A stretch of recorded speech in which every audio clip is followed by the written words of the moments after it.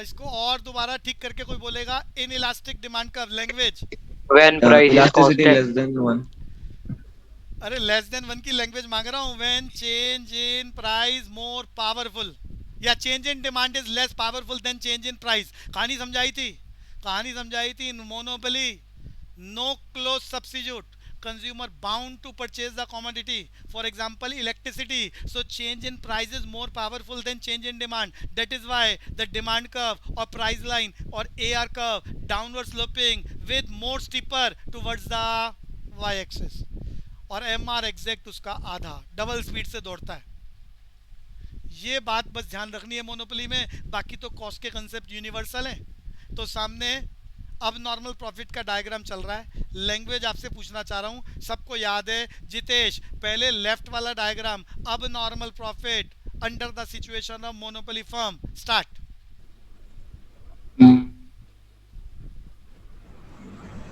ये वाली एक पैराग्राफ मैं बोल देता हूँ, दूसरे से आप शुरू करना, एक बार रिवीजन हो जाएगी सबकी, कोई कंफ्यूजन हो तो मामला ठीक हो जाएगा। तो बच्चों, सुपर नॉर्मल प्रॉफिट डायग्राम चल रहा है, तो मैंने यहाँ पर आपको याद कराया था, बस परफेक्ट कंपटीशन को हटाओ, मोनोपोली को ले आओ। Firm under the monopoly guided by the maximization of profit, which is possible only at a point where MR is equal to MC and MC cut MR from the below. It leads to settlement of output produced by the producer, which cannot argue to change.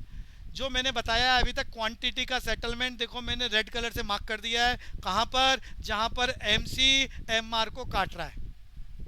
MC है, ये diagram की position आपकी book से carry करी है, बिल्कुल accurate नहीं है। अरे बात समझ में आ रही है जितेश? ये पॉइंट आ गया, एमसीएमआर को काट रहा है, आउटपुट का सेटलमेंट। अब आउटपुट के बाद चार चीजें सेटल करनी है, प्राइस, कॉस्ट एंड प्रॉफिट, और अनाउंस करना है। At this level of output price settle at AR curve and cost per unit settled at AC curve, which further leads to TR and TC. मेरे इस diagram में TR is greater than TC. अरे TR और TC का difference यहाँ पर हमने purple colour से मार्क कर दिया है, नोन एज, लिख दिया है यहाँ पर अब नॉर्मल प्रॉफिट या सुपर नॉर्मल प्रॉफिट। बस ये बात मालूम है तो वो डायग्राम बनाकर लैंग्वेज में कंडीशन के साथ जो भी पूछना चाहेगा बता दोगे। अब normal profit right hand side पर है, जितेश जल्दी से बोल दो, बाकी सब रिवाइज कर लो। All the firms under the monopoly, एक ही फर्म होती है, अच्छा हाँ, single firm under the monopoly competition guided by the maximization of profit, in which MR is equal to MC and MC cut MR from the below, which leads to settlement of output, which cannot argue to change. At that point, price is settled by AR curve and cost is settled by AC curve, which in further leads to TR and TC. In that situation, TR is equal to TC and firm only obtain normal profit. तो ये मैंने लिख दिया है, TRTC के बराबर है, firm normal profit obtain करेगा। ये डायग्राम आपकी बुक का, ये लॉस, मैंने लॉस में देखो यहाँ एबीसी की लाइन भी यहाँ ड्रॉ कर दी है। फिलहाल ये लैंग्वेज आपने याद करी है बच्चों, एक बार एवरेज कॉस्ट टेंजेंशियल बनाओगे नॉर्मल प्रॉफिट, शर्त याद कर लो टेंजेंशियल। अगर इंटरसेक्टिंग बनाओगे तो यश क्या होगा, अब नॉर्मल प्रॉफिट। और अगर over and above average cost, over and above the AR, ये किसी भी मार्केट की बात चल रही है, सब में कॉमन है ये। तो ये लॉस की सिचुएशन है, और लॉस में मैंने याद करा दिया situation number 1, factory continue the level of production even in the situation of loss when price, जल्दी बोलो, price is greater than, Yash, price is greater than equal to average variable cost. Average variable cost से greater, इक्वल होते ही shutdown हो जाएगा, equal होते ही शटडाउन हो जाएगा। जब तक एवरेज वेरिएबल कॉस्ट से 1 रुपया भी ज्यादा मिल रहा है, factory continue the level of production. और इसके बाद फिर मैंने लॉस में फैक्ट्री बंद होने की बात बताई है, जो पेपर में कैरी हो रही है। क्या लॉस हो रहा है, यानी टीआर कम है, टीसी ज्यादा है, और साथ साथ प्राइस इज इक्वल टू या less than SAVC, immediately shut down. यहाँ पर एसएवीसी और प्राइस सेम है, बताओ फैक्ट्री चलेगी या बंद होगी? पूरी क्लास जल्दी से, बंद होगी, बंद होगी। तो बिल्कुल बढ़िया। तो लैंग्वेज आपको सारी, अरे याद है अनुषा? चलूं आगे, लैंग्वेज वही है, ditto as it is. Yes sir. Aryan कोई कंफ्यूजन है तो बोलो, आगे चलेंगे। लॉन्ग रन इक्विलिब्रियम नहीं भैया, ठीक है। तो मोनोपोली में बस एक ही टॉपिक और। अच्छा, आपको याद है बच्चों मार्जिनल कॉस्ट किसके बराबर होता है परफेक्ट कंपटीशन में? पूरी क्लास मयूरी बोल रही है, मयूरी।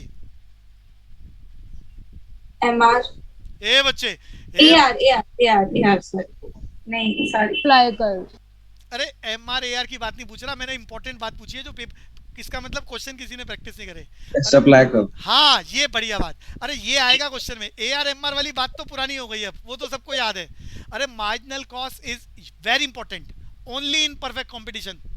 क्या marginal cost is itself the supply curve of the firm, ये याद हो गया मयूरी? ये आएगा पेपर में।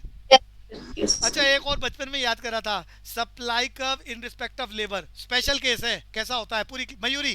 Backward bending. मयूरी याद आ रहा है? Yes sir. हाँ तो सिर्फ परफेक्ट कंपटीशन में मार्जिनल कॉस्ट जितने रुपए का बनता है हम उतने का ही बेचते हैं, due to perfect knowledge and perfect mobility. ऐसी घटना दोबारा किसी मार्केट में नहीं मिलेगी, क्योंकि वहाँ अरे मार्जिनल कॉस्ट 2 रुपए का है तो आपकी प्राइस लाइन हमेशा उससे ऊपर होगी, चाहे वो मोनोपोली हो, चाहे वो मोनोपोलिस्टिक कंपटीशन हो। और ओलिगोपोली के तो डायग्राम ही आपको मिलेंगे नहीं, वहाँ सिर्फ हमने एक ही टॉपिक करना है। अरे यश किंग डिमांड कर्व के बारे में पढ़ा था कभी? भैया टूटा हुआ मांग वक्र को इंग्लिश में बोलते, टूटे हुए को बोलते। हाँ स्टार्टिंग में वो थोड़ा ज्यादा गैप होता है ओरिजिन से, ऐसा कुछ था। अच्छा चलो करेंगे आज, देखते हैं आज पहुंच पाते हैं टॉपिक पर। तो लॉन्ग रन इक्विलिब्रियम की बात खत्म करने जा रहा हूँ भैया। परफेक्ट कंपटीशन का सबसे important area short run equilibrium, 4 situations. फिर long run equilibrium, long run में एक ही घटना घटेगी और वो बता दो पूरी क्लास। अरे प्रॉफिट को लेके नॉर्मल प्रॉफिट सब बच्चों को याद है। Long run equilibrium under the perfect competition, सिर्फ और सिर्फ नॉर्मल प्रॉफिट। पेपर वाला कारण पूछ ले पूरी क्लास, नॉर्मल प्रॉफिट का कारण, फ्री एंट्री एंड एग्जिट। बिल्कुल बढ़िया। अब आ जाओ मोनोपोली। मोनोपोली में शॉर्ट पीरियड में चारों पॉसिबिलिटी। अब normal profit, normal profit, loss with continue, loss with discontinue, याद कर लिया आपने। थ्योरी सेम है, सिर्फ डायग्राम में ARMR की वजह से चेंज आया है अगर हम कंपैरिजन करें तो परफेक्ट कंपटीशन से। लॉन्ग रन इक्विलिब्रियम में मोनोपोली हमेशा अब नॉर्मल प्रॉफिट कमाता है। अब नॉर्मल प्रॉफिट कमाता है क्यों? कारण नंबर 1, सिंगल सेलर ऐसी वस्तु बना रहा है जिसका कोई क्लोज सब्स्टिट्यूट नहीं है। Consumer bound to purchase the commodity, for example electricity. So firm change in price, common बात जो मैंने बोली थी वही बोल देता हूँ, change in price more powerful than change in demand. अच्छा यहाँ पर एक और शब्द मैंने बचपन में याद कराया था, अरे तुम्हारी पुरानी क्लासेस की बात कर रहा हूँ, प्राइस डिस्क्रिमिनेशन। प्रीति भारद्वाज, प्राइस डिस्क्रिमिनेशन मीनिंग चाहिए मुझे, मोनोपोली का वेरी इंपॉर्टेंट फीचर। मैं Khandelwal. Sir, single firm sells same product to different people at different prices. And always succeeded. Succeed. तो एग्जांपल इलेक्ट्रिसिटी का है, तो उन्होंने लोगों को ना उनकी बाइंग पावर के अकॉर्डिंग 3 कैटेगरीज में बांट दिया। किसान सबसे कम पैसे दे सकता है, कैटेगरी नंबर 1, और उसे कम रेट में बेचा जा रहा है। कम का मतलब घाटे में नहीं बेचा जा रहा, उनसे भी नॉर्मल प्रॉफिट लिया जा रहा है। और फिर देखा जो लोग मकान बना रहे हैं, मकान, अरे जो मकान में रह रहा है it is a matter of comfort, तो वो आदमी कंफर्ट के लिए ज़्यादा पे कर सकता है, उसकी पेइंग कैपेसिटी ज़्यादा है।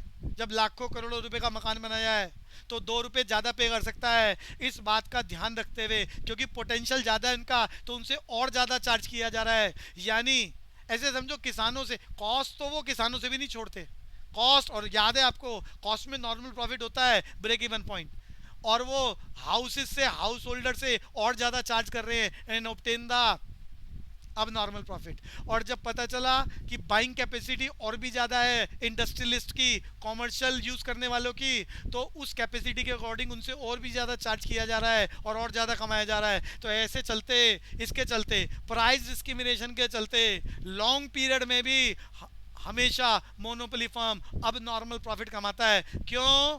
बाजार में दूसरा एंटर कर नहीं सकता, वस्तु ऐसी बनाई जा रही है, सब्स्टिट्यूट अवेलेबल है लेकिन consumer bound to purchase, no close substitute. So firm charge same product different prices, always succeeded and obtain the abnormal profit. Language ditto वही है। अब नॉर्मल प्रॉफिट का पैराग्राफ सामने, अरे सबको याद है abnormal profit, Anusha, Aryan, ditto वही जो शॉर्ट पीरियड में याद करा था। Yes, sir. सिर्फ एवरेज कॉस्ट और मार्जिनल कॉस्ट में एल वर्ड लगा देना, सिंबल ऑफ लॉन्ग पीरियड, और अब नॉर्मल प्रॉफिट वाला डायग्राम। पेपर में डायग्राम को लेकर वो टिकिंग करा सकता है, कंडीशन को लेकर टिकिंग करा सकता है, सबको मालूम है। सुरेंद्र मालूम है तो आगे चलूं? हाँ भैया। कोई कंफ्यूजन हो तो बोलना है जी। प्राइस डिस्क्रिमिनेशन सबने याद कर लिया। Feature of monopoly in which same firm sold same commodity to different group of people at different price and always succeed. Price discrimination इस पूरी दुनिया में 3 तरह का होता है। फर्स्ट डिग्री प्राइस डिस्क्रिमिनेशन, ये याद कर लो, ये एमसीक्यू का क्वेश्चन अब शुरू हो रहा है इसके ऊपर। मोनोपोली खत्म करने में सिर्फ एक अंतिम बात बची है, प्राइस डिस्क्रिमिनेशन की डिग्री और फार्मूला। प्राइस डिस्क्रिमिनेशन आपने याद कर लिया है क्या होता है। Firm sold same commodity to different group of people at different price and always succeed. Situation of monopoly, feature of monopoly, meaning याद कर लिया। 3 तरह की प्राइस डिस्क्रिमिनेशन होती है पूरी दुनिया में, कॉलेज में बहुत डिटेल में पढ़ने वाले हो। प्राइस डिस्क्रिमिनेशन की तीनों डिग्री को अपने आप में एक यूनानिमस चैप्टर है। First degree price discrimination, second degree price discrimination, third degree price discrimination. Mayuri repeat करो मैंने क्या बोला है। Sir, first degree price discrimination, second degree price discrimination और third degree price discrimination. यश बोलना मैंने क्या बोला है, repeat. First degree price discrimination, second degree price discrimination, third degree price discrimination. पूरी क्लास में कोई बता सकता है first degree, second degree, third degree, कुछ idea? Anusha? No sir. Surendra? Surendra बोल सकेगा कुछ? नहीं भैया। अच्छा, तो जरा सुनना, ये ऑप्शन आता है पेपर में, आता है इसीलिए इसका डिस्कशन करना चाह रहा हूँ। Third degree price discrimination, most common example of monopoly in the whole world, realistic situation. पहले फर्स्ट डिग्री की बात करता हूँ जो अनरियलिस्टिक है। फर्स्ट डिग्री प्राइस डिस्क्रिमिनेशन इस दुनिया में रियल लाइफ में ना कभी थी, ना है, ना कभी होगी। आइडिया बताना चाह रहा हूँ, आइडिया। ऐसी मोनोपोली पावर जिसमें अरे ऐसे समझो आप एक सेलर हो, ऐसी वस्तु बेच रहे हो जो दुनिया में किसी के पास नहीं है, उस जैसे सब्स्टिट्यूट से है लेकिन क्लोज सब्स्टिट्यूट किसी के पास नहीं है। तो आप सामने वाले के माइंड को जज कर लेते हो, माइंड को, अनरियलिस्टिक बात है, माइंड को जज कर लेते हो कि ये आदमी इस वस्तु को 20 रुपए में खरीद सकता है, और उसके माइंड को जज करके 20 में बेच दिया। दूसरा आया वो 50 रुपए खर्च कर सकता है, 50 में बेच दिया। तीसरा आया 100 रुपये। अरे हर किसी की बाइंग कैपेसिटी अलग अलग होती है, अर्निंग कैपेसिटी अलग अलग होती है। ये बात एक्चुअली में प्रोड्यूसर कभी जज नहीं कर पाता, इसीलिए वो ग्रुप बिहेवियर फॉलो करता है कि सारे किसान इस रेट में बिजली खरीदेंगे, सारे हाउस होल्डर इस रेट में। यहाँ पर वो और भी कलाकारी कर रहा है, हाउस होल्डर में शक्लें देख देख के पैसे चार्ज कर रहा है कि ये आदमी अमीर है, ज़्यादा बड़ा मकान बनाया है, इतने पैसे चार्ज करो, इसने छोटा मकान बनाया है, थोड़े कम। अरे बात समझ में आ रही सुरेंद्र?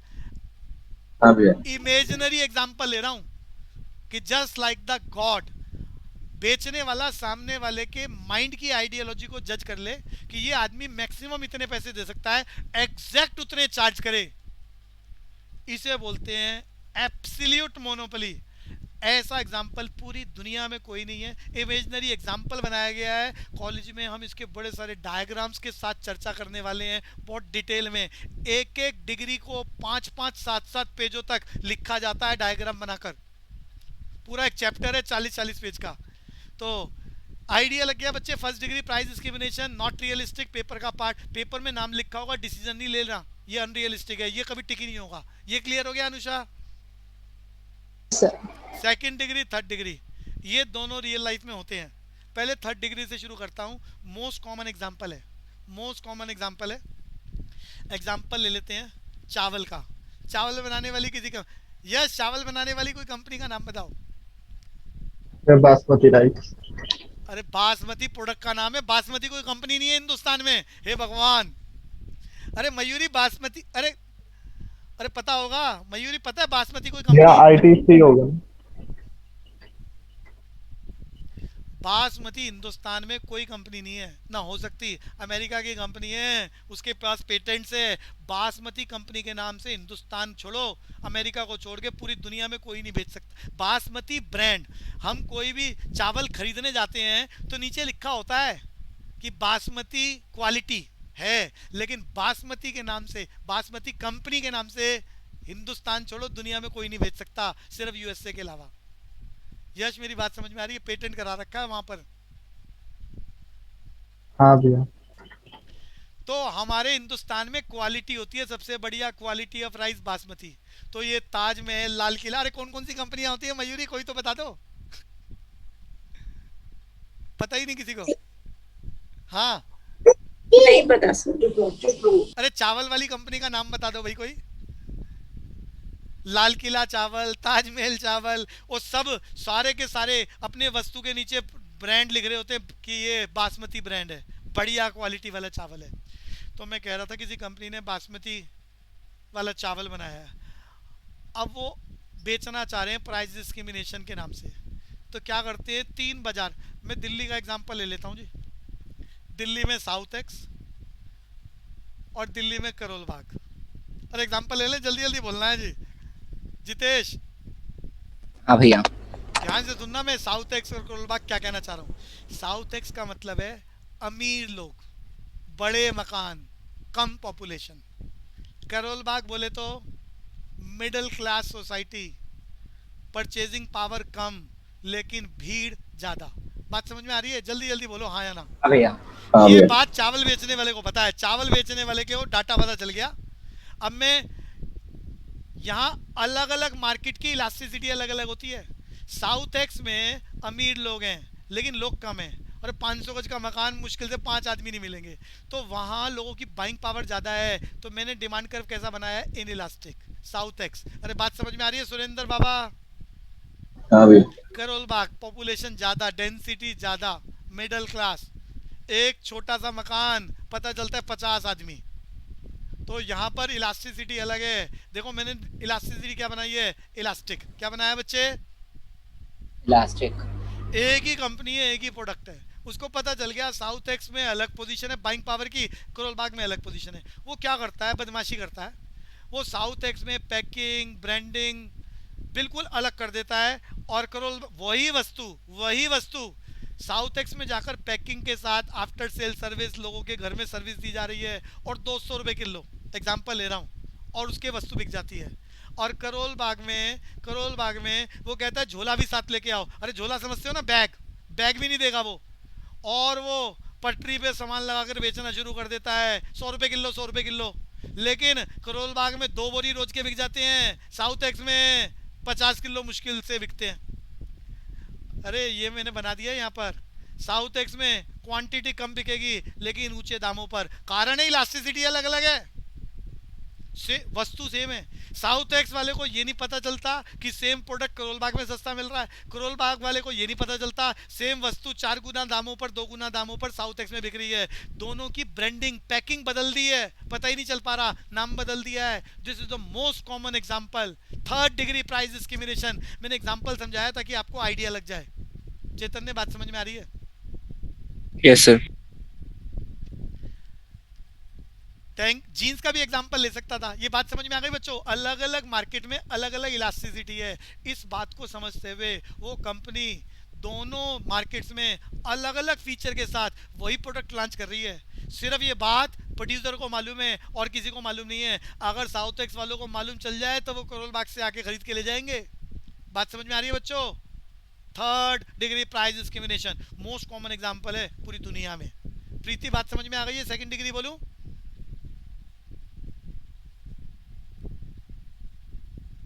अरे मयूरी, बात समझ में आ गई है? Yes sir. आपकी बुक में डायग्राम्स अवेलेबल नहीं है, कॉलेज में पढ़ेंगे तो वो वहाँ डिस्कशन चलेगा। अभी एक आइडिया दे रहा हूँ। मोस्ट कॉमन 3rd डिग्री, टिक यही होता है सबसे ज़्यादा। 2nd डिग्री कब काम करता है? अरे पुराने ज़माने में MTNL, अरे MTNL की फुल फॉर्म बताई थी। अरे मैंने कल काम दिया था, याद कर लिया क्या यश बाबा? भैया अरे याद कर लिया?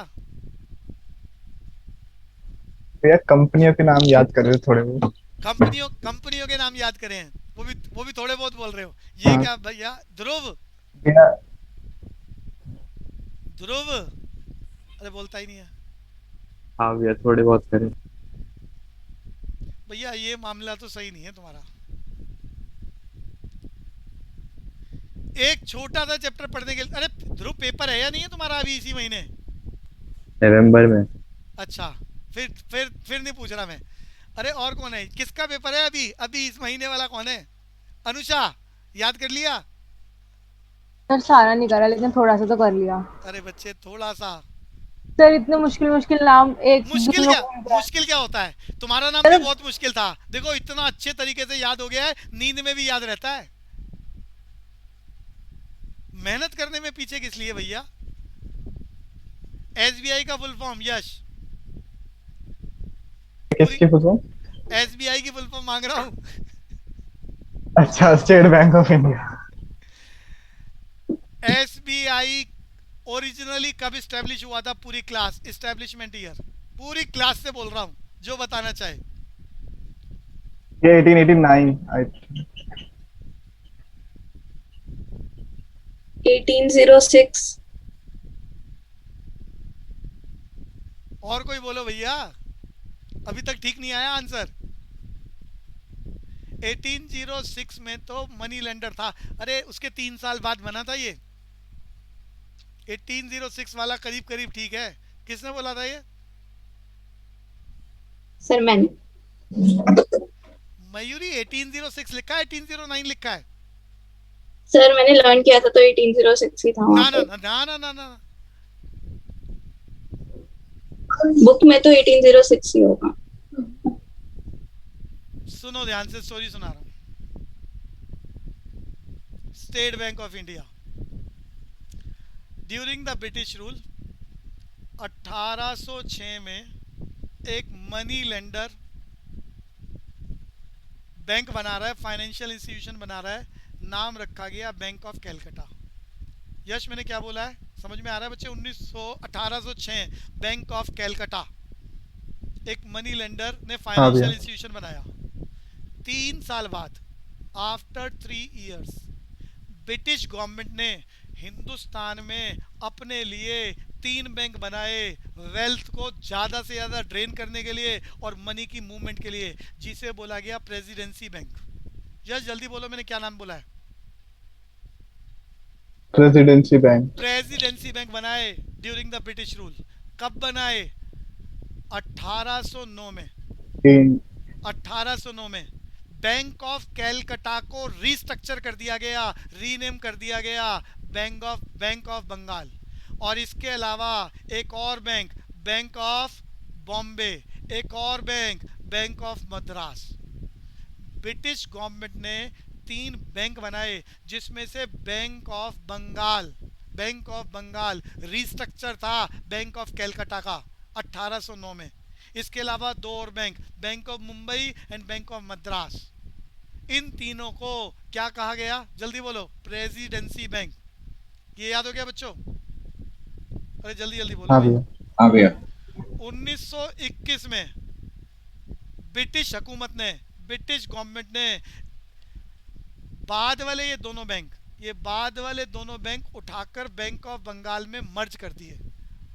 बैंक ऑफ मुंबई और बैंक ऑफ मद्रास को मर्ज कर दिया बैंक ऑफ बंगाल में, और इस बैंक ऑफ बंगाल को नया नाम दिया इंपीरियल बैंक ऑफ इंडिया। याद हो गया बच्चों? जल्दी बोलो। हाँ भैया। Imperial bank of India. ये अंग्रेजों का बैंक था, सरकार की प्रोटेक्शन थी, सरकार की मनी सबसे ज्यादा मूव करती थी और बड़े बड़े साहूकारों की।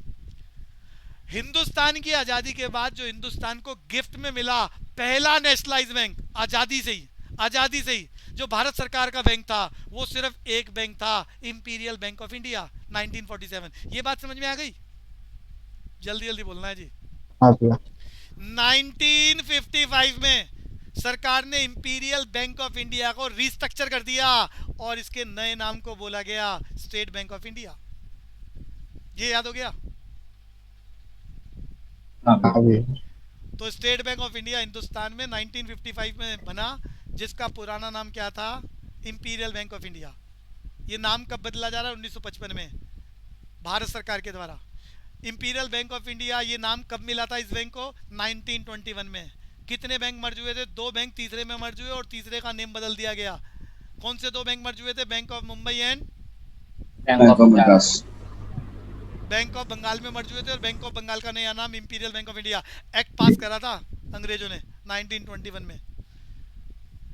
अब हम एसबीआई की बात पूरी कर लेते हैं जी, ये स्टोरी सुनाने के बाद। एसबीआई का हेडक्वार्टर बोलो जी, जल्दी बोलो जी, एसबीआई का हेडक्वार्टर मुंबई। मुंबई। चेयरमैन बोलो, सीएमडी रजनीश है। कुमार। अरे बोला नहीं किसी ने, Rajnish Rajnish Kumar. Rajnish Kumar. Kumar, chief managing director. ये आपने, अरे इतना क्लियर हो गया। अच्छा, एसबीआई की एक और बढ़िया बात, एसबीआई के 6 बच्चे थे। अरे एसबीआई के 6 बच्चे थे, ये 6 बच्चे एसबीआई में मर्ज हुए हैं। मुझे तारीख बता दो, पूरी क्लास से पूछ रहा हूँ, ईयर बता दो चलो। अरे किस साल में एसबीआई के 6 बच्चे एसबीआई में मर्ज हो गए? State bank of Hyderabad, state bank of Bikaner and Jaipur, महिला बैंक, 6 बच्चे थे इसके सब्सिडरी। अरे जल्दी बोलो बच्चों, ये इंपॉर्टेंट बात है बच्चों। अरे यश, जितेश, अरे कहाँ गए? 2014। नहीं, 2017, याद कर लो। 2017 में 2017 में एसबीआई के 6 बच्चे एसबीआई में मर्ज हो गए।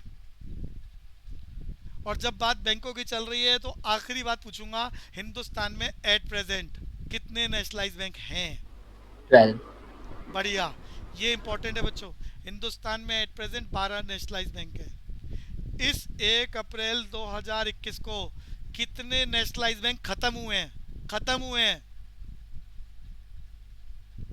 अरे जल्दी बताओ। 10 बैंकों को 4 बैंकों में कन्वर्ट कर दिया गया।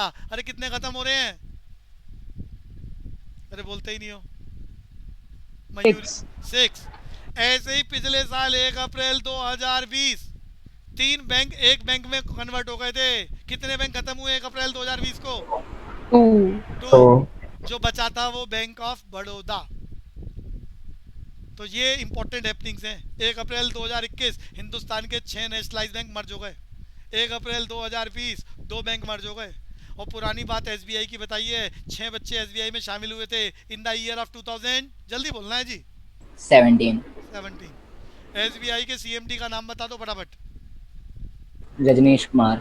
रजनीश कुमार। हेडक्वार्टर मुंबई याद कर लिया आपने। और हिंदुस्तान में सबसे ज्यादा ब्रांचेस वाला बैंक एसबीआई। किस बैंक के पास फंडिंग सबसे ज्यादा है? एसबीआई। क्लियर है बच्चों, ये क्लियर है?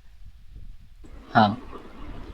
तो मैं सेकंड डिग्री की बात करना चाह रहा था। पुराने ज़माने में ना एमटीएनएल चलता था। एमटीएनएल ना अलग अलग टाइमिंग पर अलग अलग पैसे चार्ज करता था टेलीफोन के। अरे मालूम है सुरेंद्र आपको? कभी घर वालों को ज़्यादा एक्सपीरियंस होगा इस बात का। सेकंड डिग्री प्राइस डिस्क्रिमिनेशन बोलना चाह रहा हूँ कि सुबह 10 बजे से लेकर शाम के 6 बजे तक ऑफिस आवर्स में एमटीएनएल के चार्जेस सबसे ज़्यादा। फिर शाम को 6 बजे से 10 बजे के बीच में चार्जेस कुछ कम हो जाते थे। सबसे कम होते थे रात 10 बजे के बाद, सुबह 5-6 बजे तक। मयूरी बात समझ में आती है? लोग दिल्ली के बाहर ट्रंक कॉल बुक करते थे एमटीएनएल डिपार्टमेंट में फ़ोन करके, तब जाके बात होती थी। अरे भाषा समझ में आ रही है मेरी बच्चों? यस भैया। तो मैं ये सेकंड डिग्री की बात बोल रहा हूँ। एक ही कंपनी, नाम लिया है मैंने एमटीएनएल। उस जमाने में एमटीएनएल के अलावा दिल्ली में कोई था ही नहीं, मोनोपोली वाली बात बोल रहा हूँ। तो उसने बदमाशी क्या करी, उसने क्या कहा, पीक टाइमिंग, जिस टाइमिंग पे ऑफिस फैक्ट्री का लोड बहुत ज़्यादा है, तो उस टाइमिंग पर सबसे ज़्यादा चार्जेस 10 बजे से 6 बजे के बीच में। 6 बजे से 6 बजे के बाद ऑफिस आवर्स ऑफिस आवर ख़त्म हो जाते हैं, तो थोड़े चार्जेस कम कर दिए 10 बजे तक। 10 बजे के बाद सिर्फ वही लोग कॉल करेंगे जो गरीब है, पैसा कम है और ज़रूरी बात करना चाह रहे हैं रिश्तेदारों से। तो रात 10 बजे के बाद और सुबह 5-6 बजे के बीच में सबसे कम चार्जेस लगते थे। तो एक ही प्रोडक्ट बेचा जा रहा है अलग अलग रेट पर सेम कस्टमर को। ये सेकंड डिग्री का एग्जांपल लिया है मैंने आपको। बात समझ में? जब हिंदुस्तान में पहली बार मोबाइल आए थे तो मोबाइल के चार्जेस इनकमिंग और आउटगोइंग दोनों चार्जेबल थे। अरे मालूम है बात किसी को? इनकमिंग के साथ साथ आउटगोइंग के भी पैसे लगते थे। हाँ भैया। और बिल्कुल सेम सिचुएशन थी कि मेन पीक आवर्स समझ गए, जो ऑफिस आवर्स होते हैं, फैक्ट्री आवर्स होते हैं, उस टाइमिंग पर सबसे ज़्यादा चार्जेस। और फिर ऐसे ही शाम को जब ऑफिस आवर्स खत्म हो जाते हैं तो चार्जेस कम, और रात को चार्जेस 9-10 बजे के बाद और सुबह 5-6 बजे तक सबसे कम होते थे। क्लियर है बच्चे? हाँ भैया। Second degree price discrimination. Third degree होती है, हाँ इसमें सेम प्रोडक्ट डिफरेंट प्राइसेस। एक ही प्रोडक्ट को एक ही कस्टमर को थर्ड डिग्री में ध्यान से देखो, थर्ड डिग्री में अलग अलग मार्केट में अलग अलग रेट पर बेचा जा रहा है और अलग अलग मार्केट की फीचर अलग अलग है। एक जगह अमीर लोग रह रहे हैं, दूसरी जगह गरीब लोग रह रहे हैं। एक जगह डेंसिटी कम है, मैंने बताया दोनों की इलास्टिसिटी अलग अलग है। इलास्टिसिटी अलग अलग होने के कारण प्राइस अलग अलग चार्ज किया जा रहा है, जो मैंने एग्जांपल थर्ड डिग्री का लिया। सेकंड डिग्री में मैं कह रहा हूँ एक ही वस्तु, एक ही कंपनी, एक ही कस्टमर को कई रेटों पे बेच रही है और सक्सेसफुली बेच पा रही है, लेकिन एग्जांपल बहुत कम बनाने पड़ रहे हैं या पुराने जमाने की कहानी सुनानी पड़ रही है। ये बात समझ में आ रही है बच्चों? Yes sir. और थर्ड डिग्री होता ही नहीं है, जिसको सिर्फ थ्योरी में आप देखेंगे। अब यहाँ पर ये फार्मूला याद कर लो, मोनोपोली खत्म। ये फार्मूला सबको याद हो गया बच्चों? सामने जो लिखा हुआ है, अरे ऑड मैन आउट कराएगा, टेकिंग कराएगा वो। यश फार्मूला नजर आ गया? एम आर बराबर है ए आर ब्रैकेट में, अरे ई बोले तो elasticity of demand -1 divided by elasticity of demand. हाँ भैया। एक तो फार्मूला याद कर लो जिसकी वो टिकिंग कराएगा। दूसरा, इस फार्मूले को लेकर मैं प्रूफ करने जा रहा हूं, जो मैंने बचपन में बात बताई थी, कोई भूल गया हो तो पेपर में आता है।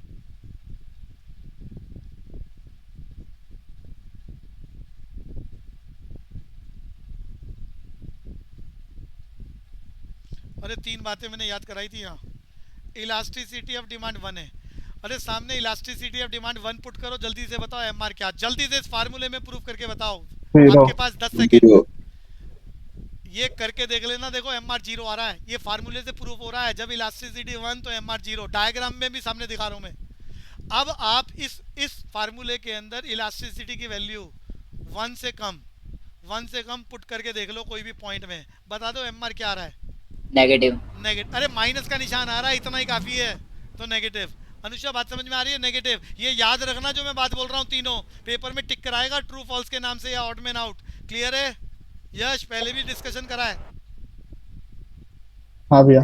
अंतिम बात, ये जो ऊपर पॉइंट मेथड से डिस्कस करा था ग्रेटर देन 1, अरे इस फार्मूले में ई की जगह ग्रेटर देन 1 कुछ भी पुट कर दो, एमआर बता दो क्या आएगा? अरे पॉजिटिव। बस ये बात समझाना चाह रहा हूँ, इस फार्मूले से ये बात प्रूफ हो रही है, जिसको वो ट्रू फॉल्स के नाम से टिक कराएगा। मयूरी क्लियर हो गया? फार्मूला याद हो गया? Yes sir. डिफरेंस आपको मालूम है? मोनोपोलिस्टिक कंपटीशन सीधा फीचर्स पर आ जाते हैं। रियलिस्टिक सिचुएशन है, पार्ट ऑफ इम्परफेक्ट कंपटीशन है। पहली बात, large number of sellers but small in size. बहुत ज्यादा बेचने वाले हैं जिन्हें गिना जा सकता है, लेकिन सबका साइज छोटा। अरे ओलिगोपोली और मोनोपोलिस्टिक में क्या फर्क है? हम खाली इतना ही याद करते हैं, वहां पर ओलिगोपोली में फ्यू सेलर, यहाँ पर याद करते हैं लार्ज सेलर, बट एक्चुअली में बात थोड़ी और बेटर याद कर लो। मोनोपोलिस्टिक में large sellers, large number of sellers but small in size, and oligopoly में few sellers but large in size. करोड़ों रुपए का टर्नओवर होता है एक दिन का ओलिगोपोली में, और यहाँ इतने ज़्यादा बेचने वाले हैं, जितने ज़्यादा बेचने वाले उतना ही साइज छोटा, उतना ही टर्नओवर कम। इतनी बात क्लियर होगा यश? जितेश इतने क्लियर हो गया? हाँ भैया क्लियर है। भैया पेपर वालों का एक कॉमन क्वेश्चन मुझे याद आ रहा है, जो मैं अभी पेपरों में जब प्रैक्टिस चलेगी डिस्कस करूंगा। एग्जामिनर 4 एग्जांपल लिखेगा, बताओ मोनोपोलिस्टिक का कौन सा एग्जांपल है, मोनोपोली का कौन सा है, और ओलिगो। सबसे ज्यादा उसने क्वेश्चन आज तक पूछे हैं मोनोपोलिस्टिक या ओलिगोपोली एग्जांपल्स। ये क्लियर हो गया मयूरी? वो एग्जांपल लिखेगा, कहेगा कौन सा मोनोपोलिस्टिक कंपटीशन या ओलिगोपोली, ये दोनों सबसे ज्यादा आते हैं। क्लियर है बच्चे? Yes sir. अरे एमआरटीपी की फुल फॉर्म बताओ। मार्जिनल रेट ऑफ टेक्निकल नहीं। अरे अब ये बीसीके का टॉपिक है, क्या इंपॉर्टेंट टॉपिक है एमआरटीपी। ये बीसीके का क्वेश्चन है, मोस्ट इंपॉर्टेंट क्वेश्चन एमआरटीपी। अरे मैंने बचपन में याद कराया इसलिए पूछ रहा हूँ। 12th वालों, मोनोपोलिस्टिक। हाँ मोनोपोलिस्टिक रार से कहते हैं, याद नहीं आ रहा। Restrictive trade. देखो सारे मिलके भी नहीं बता पा रहे। According to recommendation of Dutt committee in 1969, Bharat में मोनोपोली पावर को रोकने के लिए भारत सरकार ने कानून बना दिया, monopolistic restrictive trade practice act 1969 as पर the recommendation of Dutt committee. Repeat करो एमआरटीपी की full form. Monopolistic restrictive trade practice act. Chapter 4 की बात हो रही है अभी बीसीके की। एमआरटीपी एक्ट लगाया था हिंदुस्तान में, जिसे बाद में बदल दिया गया। 12th में याद कराया मैंने, जल्दी बता दो किस नाम से। Competition act. यस, ये कौन बोला है भाई? Yes sir. चेतन ने। तो इसको बाद में बदल दिया गया कंपटीशन एक्ट। ये भी बहुत डिटेल में चलेगा बीसीके में। कंपटीशन एक्ट कब आया, ईयर बता दो भैया। 2001। ए भाई थोड़ी सी 2002। हाँ 2002। तो मोनोपोली की बात थी, तो ये उससे रिलेटेड बात याद आई। आपका ही एग्जाम का इंपॉर्टेंट एरिया है। एमआरटीपी की फुल फॉर्म पूछी जा सकती है। कब हिंदुस्तान में इंट्रोड्यूस हो रही है? 1969 में मोनोपोली पावर्स को कंट्रोल करने के लिए, रेगुलेट करने के लिए सिस्टम बनाया गया था। बाद में इसको मॉडिफाई कर दिया गया after launching of liberalisation, privatisation and globalisation in 1991 onwards. तो इसको कन्वर्ट कब किया गया? कॉम्पिटिशन एक्ट 2002 में। वापस आ रहे हैं, मोनोपोलिस्टिक कॉम्पिटिशन की बात कर रहे हैं। Large number of sellers but small in size. दूसरी बात प्रोडक्ट डिफरेंशिएशन, सबको याद है, कौन बोलेगा? Anusha, product differentiation feature of monopolistic competition in which firm sold same commodity to different group of people At different different prices. price। Yes, sir. At different prices and always succeed. अरे बच्चों सब गड़बड़ हो रहा है। अच्छा अनुषा, होमोजीनियस प्रोडक्ट का मतलब बताओ। होमोजीनियस प्रोडक्ट अनुषा जो याद करा है वो पूछ रहा हूँ। Homogeneous product is a product feature of perfect competition in which all the firms sold same commodity to different group of people। बोलो जी। same price, no distinguish on the basis of taste, color, size, packing, name and its price। Mayuri product पहले homogeneous product बताओ Mayuri. Homogeneous product is a अरे भाई, homogeneous product is the feature of perfect competition in which no distinction on the basis of name, color, taste, price, etc. all the firms sold same type of commodity which have no distinction on the basis of taste, color, size, packing, name and its price। उसको याद करने के बाद ये gift में मिलेगा। यहाँ पर all the firms, product differentiation is the feature of monopolistic competition in which all the firm sold same type of commodity but distinguish on the basis of taste, color, size, packing, name and its price। Example ले लेता हूँ, 10 crore 5000 sellers एक जैसी वस्तु बेच रहे हैं, jeans, लेकिन सबके दाम, नाम, प्राइस, क्वालिटी, पैकिंग अलग अलग है, जिसके बेसिस पर वो अलग अलग चार्ज कर पा रहे हैं। Product differentiation. अनुषा रिपीट करो। Product differentiation is a feature of monopolistic competition in which sellers sold the same commodity but distinct on the basis of taste, packaging, etc. Mayuri बोलना प्रोडक्ट डिफरेंशिएशन, अगर product टीवी की आवाज ना आए तो। ठीक है। Product differentiation is the feature of monopolistic competition in which seller sells same product to different groups of people which have no distinction। मैं बोलता हूँ, दोबारा बोलता हूँ, भूल गए। Product differentiation is the feature of monopolistic competition in which all the firm sold same commodity which have no distinction on the basis of taste, which have distinction, no distinction तो homogeneous हो जाएगा, which have distinguished on the basis of taste, color, size, packing, name and its price। Surinder repeat करना। Product differentiation means same type of product sold but have distinction on the basis of name, price, color, taste and packaging। पूरी class से question है। ये product differentiation monopolistic competition के अलावा किस बाजार में हो सकता है? कौन बोलेगा? ओलिगोपोली। बढ़िया। और ओलिगोपोली में जब प्रोडक्ट डिफरेंशिएशन होता है तो वो कौन सा टाइप ऑफ ओलिगोपोली है, उसका नाम चाहिए मुझे। Imperfect oligopoly. यस, सारे याद कर लो। Perfect oligopoly. ये बच्चों होमोजीनियस प्रोडक्ट दो मार्केट में होता है, एक परफेक्ट कंपटीशन, दूसरा perfect oligopoly. Oligopoly. Perfect oligopoly में ऐसे ही प्रोडक्ट डिफरेंशिएशन एक होता है मोनोपोलिस्टिक कंपटीशन में, दूसरा जो टाइप ऑफ ओलिगोपोली है वो याद कर लिया है आपने, जहां हेट्रोजीनियस प्रोडक्ट यानी प्रोडक्ट डिफरेंशिएशन होता है। एग्जांपल मैंने कोको कोला पेप्सी वाला लिया था आपको, तो क्या है वो, इम्परफेक्ट ओलिगोपोली। क्लियर है सुरेंद्र, क्लियर है? हाँ भैया। तो आगे चलेंगे। फ्री एंट्री एंड एग्जिट, अरे इस फीचर की वजह से लॉन्ग पीरियड में हमेशा मोनोपोलिस्टिक कंपटीशन में क्या मिलेगा, जल्दी बता दो, बचपन में पढ़ नॉर्मल चुके हो। प्रॉफिट। Normal profit. तो भैया long run equilibrium under the perfect competition normal profit due to the feature of free entry and exit. यहाँ भी कोई भी फर्म आ सकता है जा सकता है, रियलिस्टिक सिचुएशन है, तो इसकी वजह से लॉन्ग रन में मोनोपोलिस्टिक कंपटीशन में firm obtain only and only the normal profit, very important. यहाँ बाजार में नॉन प्राइस कंपटीशन होता है, यानी सारी फर्म्स अपने फीचर्स को चेंज कर कर प्राइजेज में चेंज करने में कामयाब हो जाती हैं।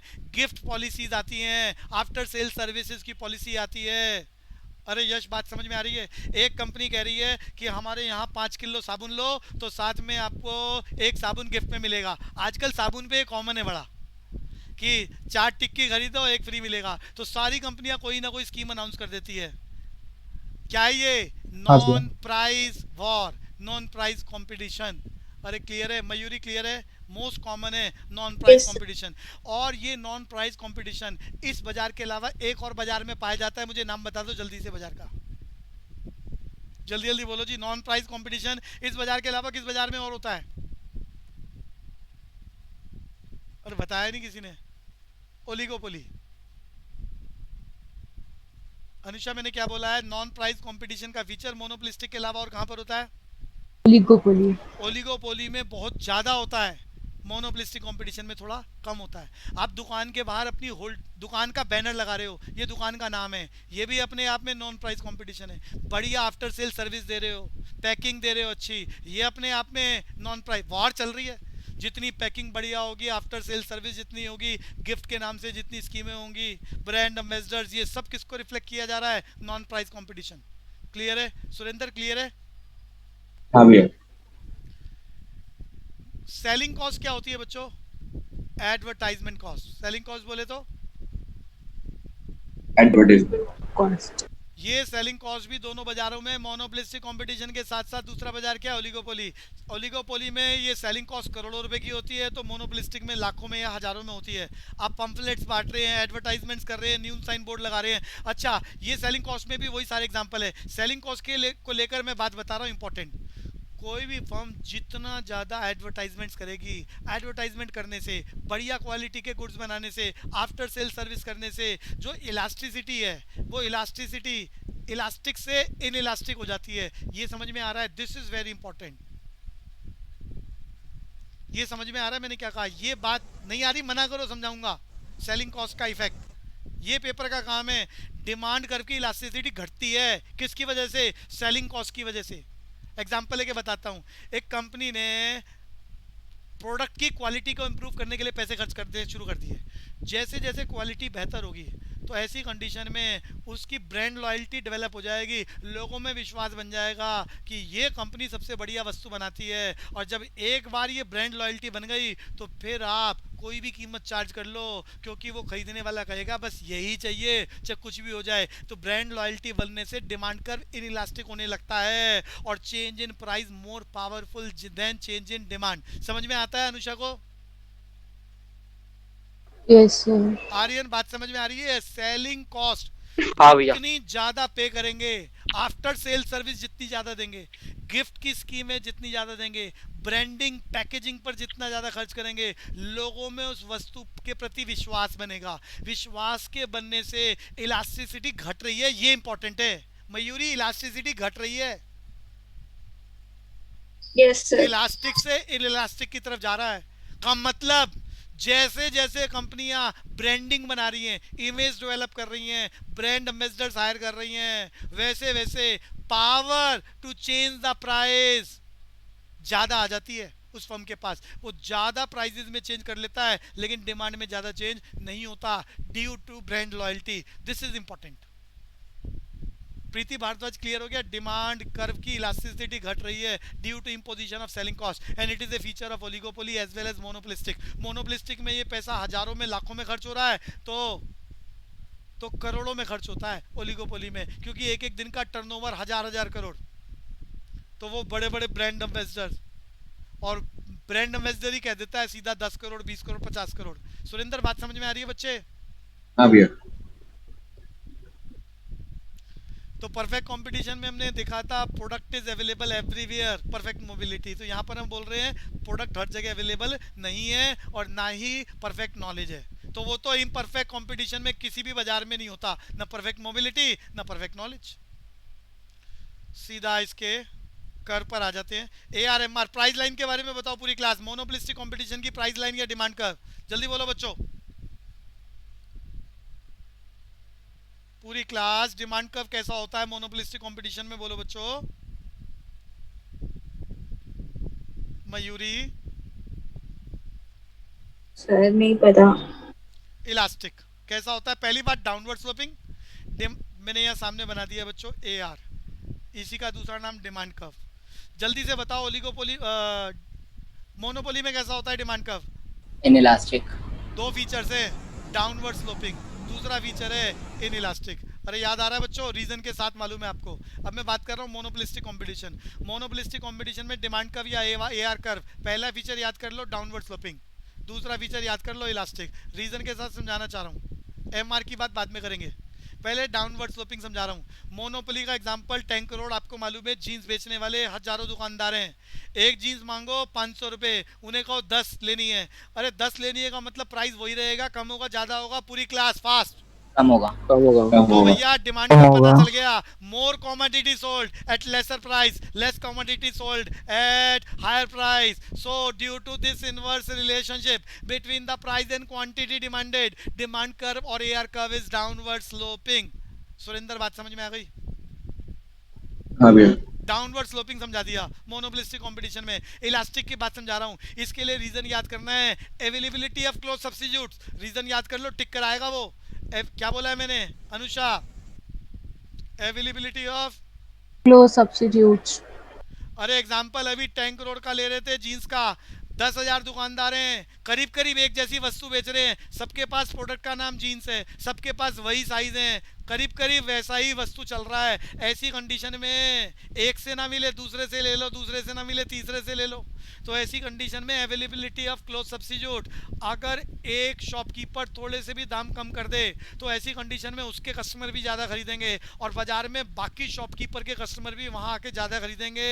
यानी change in demand is more powerful than change in price, known as, जोर से बोलो। अरे जल्दी बताओ क्या होता है? डिमांड। अरे ये याद हो गया सबको? अनुषा? सर हो गया। भैया आपका टेक्निकल एरिया सिर्फ और सिर्फ यही बुक है, बाकी तो जो BC के है वो सिर्फ याद करने वाला काम है, उसमें कुछ समझाने वाला काम नहीं है। तो इसको बस अच्छे से ख़त्म कर लो जल्दी से, ताकि तेज़ी से BC के का काम शुरू किया जा सके। और जैसे जैसे समय मिले, उसमें एक ही चैप्टर है जिसमें समय ज़्यादा लगना है, चैप्टर तो वो याद कर लो। तो बात यहाँ पर मैंने क्या बोली थी? AR curve, MR curve. पहले AR कर्व याद करना चाह रहे हैं। AR कर्व बोले तो डिमांड कर्व याद कर लिया अंडर द मोनोपोलिस्टिक कंपटीशन। पहली बात downward sloping, more quantity sold at less price, less quantity sold at higher price, दूसरी बात याद करा दी, it is always elastic. Demand curve under the monopolistic competition is always elastic due to, कौन बोल रहा है कारण? Due to availability of close substitutes. याद हो गया आपको? और अब AR समझ में आ गया है तो MR और बना लो जल्दी से। तो MR कैसा होता है? When AR is falling, MR is also falling eight faster rate. MR is also falling eight faster rate. सारी घटनाएं MR की, अलग से कुछ नहीं है, कॉमन है। तो यहाँ पर ओलिगोपोली की तरह MR is less than AR और MR की स्पीड AR के कंपैरिजन में डबल होती है। ये सबको क्लियर है? और वही वाली बात फिट होगी, जहाँ पर इलास्टिसिटी 1 वहाँ पर MR 0, जहाँ पर इलास्टिसिटी 1 से ज़्यादा, जल्दी बोलो MR क्या होगा? पॉजिटिव। पॉजिटिव। और जब लेस देन 1 इलास्टिसिटी तो MR क्या होगा? नेगेटिव, चाहे वो मोनोपोली हो चाहे वो मोनोपोलिस्टिक कंपटीशन। चलो बच्चों, अच्छा अब तो समय की लिमिटेशन, ये एरिया खत्म हो गया है। अब यहाँ पर एक बार जल्दी से बोल देता हूँ। यहाँ पर बस एक ही टॉपिक बचा है, लॉन्ग रन इक्विलिब्रियम और short run equilibrium. Long run short run equilibrium में मोनोपोली वाले चारों डायग्राम एज इट इज, बस इलास्टिसिटी चेंज होगी। मोनोपोली में इनइलास्टिक है एआर कर्व, यहाँ पर इलास्टिक है। ये बात समझ में आ रही है मयूरी को? Yes, sir. दूसरा चेंज क्या है, मोनोपोली में लॉन्ग रन इक्विलिब्रियम में अब नॉर्मल प्रॉफिट, क्योंकि सिंगल सेलर है, वेरी डिफिकल्ट एंट्री है। यहाँ पर लॉन्ग रन इक्विलिब्रियम में क्या बनेगा, सिर्फ नॉर्मल प्रॉफिट वाला डायग्राम बनेगा due to the feature of free entry and exit. Changes समझ में आ रहे हैं जो मैंने कहा मयूरी? Yes, sir. तो भैया अगली क्लास में हम इस चैप्टर को क्लोज करना चाह रहे हैं, जल्दी से पहले ये ख़त्म करेंगे, फिर इसके बाद ओलिगोपोली में थोड़ा सा डिस्कशन करने वाला काम इंपॉर्टेंट है जो आपने पहले डिस्कस नहीं करा था। किंग डिमांड कर्व का कुछ डिस्कशन करूँगा, कुछ वहाँ पर रिसेशन को लेकर कुछ चर्चा करूँगा 1930, जिसका यूज़ वेरी नेक्स्ट चैप्टर में होने वाला है। अगला चैप्टर बहुत छोटा है, बहुत जल्दी होगा, तो अगले 3-4 दिन में हम इस बुक को ख़त्म कर लेंगे। उसके बाद बीसी के बहुत ईजी काम है, सीधा बस प्रैक्टिस करने का काम है और याद करने का काम है, तो उसमें समय ज़्यादा नहीं लगेगा। बट जैसे जैसे समय मिले तो वो रीडिंग वाला काम आपका है, याद करने वाला काम है। अभी आप बोल रहे थे भूल जाते हैं, तो रोज़ याद करेंगे तो कॉन्फिडेंस आएगा। लिखना, वहाँ ऑप्शन लिखी हुई है बच्चों, बस इतना माइंड में हो जाए कि पढ़ के याद आ जाए कि ये वाला पढ़ा था हमने। अनुषा बात समझ में आ रही है? तो भी हो जाएगा। Yes, sir. ऑप्शन तो वहाँ लिखी हुई आनी है, तो वो थोड़ा सा उसको रिवीजन वाला काम आप डेली करें। यश बात समझ में आ रही है बच्चे? Yes, भैया। तो भैया सब